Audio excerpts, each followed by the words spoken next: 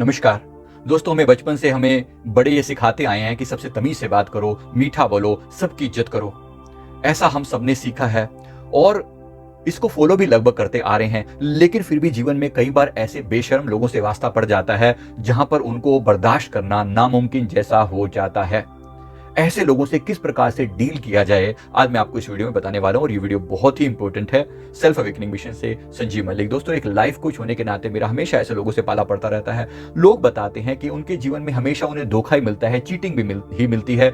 लोग वो बोल नहीं पाते अपनी बात को और लोग उनके सामने जाति करते चले जाते हैं। ऐसे लोगों को मैं आज समझाने जा रहा हूं कि आपकी ये चुप्पी, आपकी ये शांति, आपका ये बर्दाश्त करना एक लिमिट से बाहर बिल्कुल ना हो। एक लिमिट में ही चीजों को बर्दाश्त किया जाता है। आज मैं आपको बता रहा हूं कि किस स्थिति में आपको बेशर्म हो जाना चाहिए।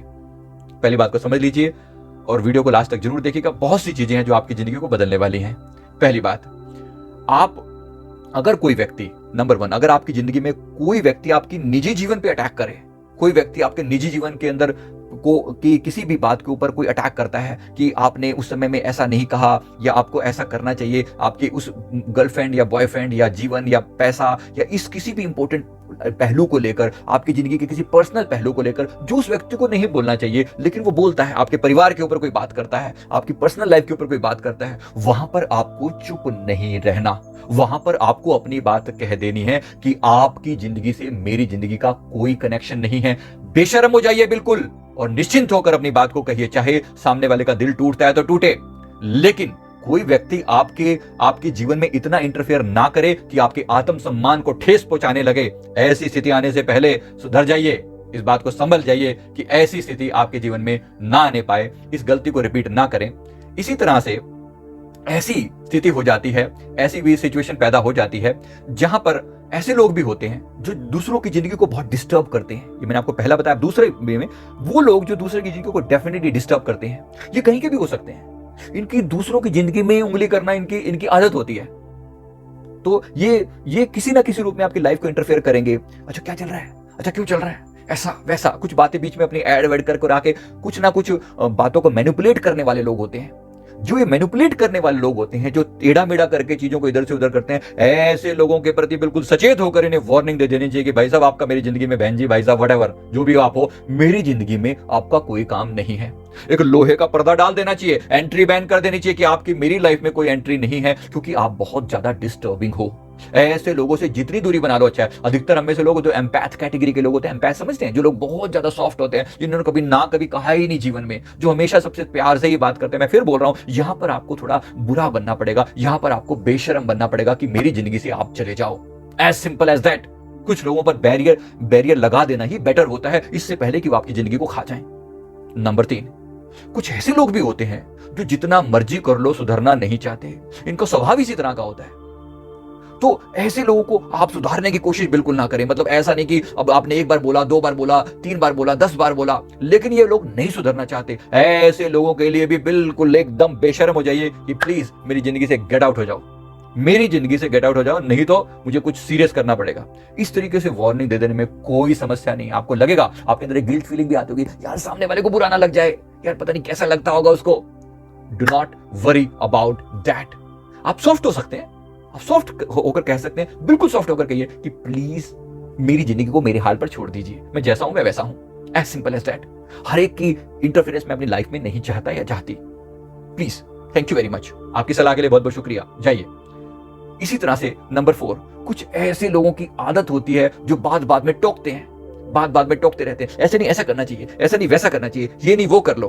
बस आदत है।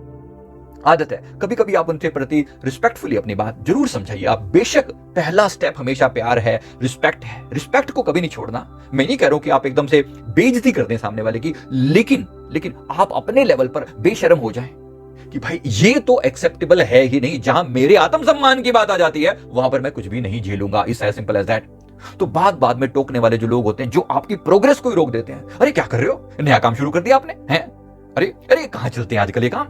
ऐसे लोगों ने बहुत बार टोका। बहुत बार बकवास करने वाले लोग होते हैं जो आपकी हर काम में रोका टोकी, जो आपकी प्रोग्रेस को रोकने के लिए हर संभव प्रयास करते हैं। ऐसे लोगों को सीधा और स्पष्ट मैसेज दे देने में कोई बुराई नहीं है।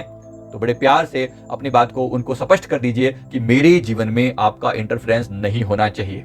इस बात को अच्छे से समझ लीजिए कि लोग कुछ तो बोलेंगे, लोगों का काम है कहना, लोग कुछ तो कहेंगे, वहां पर आपको अपनी जिंदगी में आगे चलते चले जाना है और पीछे मुड़कर बिल्कुल नहीं देखना, और ऐसे लोगों से बिल्कुल भी सहयोग करने की जरूरत नहीं है। मैं कह रहा हूं रिस्पेक्ट मत छोड़िए, रिस्पेक्ट करते रहिए, लेकिन उनको अपने जीवन में इंटरफेरेंस मत करने दीजिए। इनको भी बात धीरे धीरे समझ में आ जाती है कि ये बंदा इतना सीधा नहीं है जितना मैं समझ रहा था, क्योंकि अगर आप सीधे होंगे ना तो हमेशा मार खाएंगे, बात याद रखिएगा। राइट, नेक्स्ट, इस बात को और अच्छे से याद रखिए, जो मनी वाले लोग होते हैं आपके जीवन में ना, पैसा मांगने आते हैं, राइट। अब पैसा मांगने वाले जो लोग होते हैं ना, ऐसे लोगों को तो हमेशा आपको सावधान रहना है, क्योंकि आपने पिछले पैसे भी इसने नहीं लौटाए और ये और आपसे पैसे मांगने के लिए आ गया या आ गई है। डेफिनेटली इन दोनों को ना करने की आदत बनाइए और इनके सामने बेशर्म हो जाइए, भाई मेरे पास नहीं है, एज सिंपल एज दैट। अगर आपको कहीं हेल्प करनी पड़े, मतलब पैसा देना पड़े, तो ऐसा सोच के दीजिए कि लौटेगा नहीं, लेकिन उसके साथ एक और रूल भी ऐड कर दीजिए कि अगर ये बंदा 10,000 मांगने आए ना, तो इसको 500 रुपए में या 1000 रुपए में चलता करो, ये मानते हुए कि ये पैसा जो आप दे रहे हो लौटेगा नहीं। इस बात को याद रखना। तो अगर आपको ना करना नहीं आता तो पहली बात ये, लेकिन अगर कर सकते हैं तो सीधे सीधे मना कर दीजिए कि आपने पिछले तो लौटाई नहीं अभी तक, तो सीधे सीधे मना करने की आदत डालिए, बेशर्म हो जाइए। हर जगह बहुत शर्मशार होने की जरूरत नहीं है, हर जगह बहुत ज्यादा सॉफ्ट होने की जरूरत नहीं है, इस बात को याद रखिए।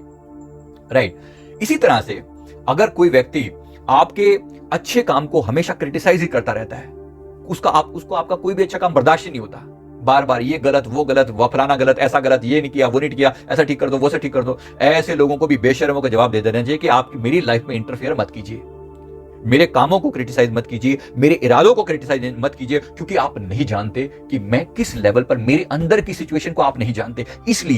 इसलिए प्लीज शांत होकर बैठ जाइए। मैं जानता हूं आपके लिए आसान नहीं होगा यह बात करना, लेकिन बस यही खेल है। यही खेल अगर आपको समझ में आ गया तो आपको थोड़ी सी बेशर्मी, आपका आत्मसम्मान बना रहता है, वरना ये लोग आपको एक ऐसी सिचुएशन में जाकर छोड़ देते हैं जहां पर आपका सेल्फ रिस्पेक्ट किसी भी लेवल पर स्टैंड नहीं करता, और फिर आप लास्ट में पछताते रहते हैं कि मैंने ऐसे लोगों से डील क्यों किया। या आपका समय बर्बाद कर देते हैं, या आपके रिसोर्स बर्बाद कर देते हैं, या आपका पैसा बर्बाद कर देते हैं, और अंततः आपकी इज्जत पर भी कोई ना कोई बट्टा लगा देंगे, आपकी इज्जत को धूल में मिलाकर चलते बनेंगे। ऐसे लोगों के सामने, इससे पहले कि ये लोग आपकी जिंदगी को एक हद से ज्यादा डैमेज करें, इनको अपनी जिंदगी से चलता कर दीजिए। तो मैं उम्मीद करता हूं आपको बात समझ में आ गई होगी।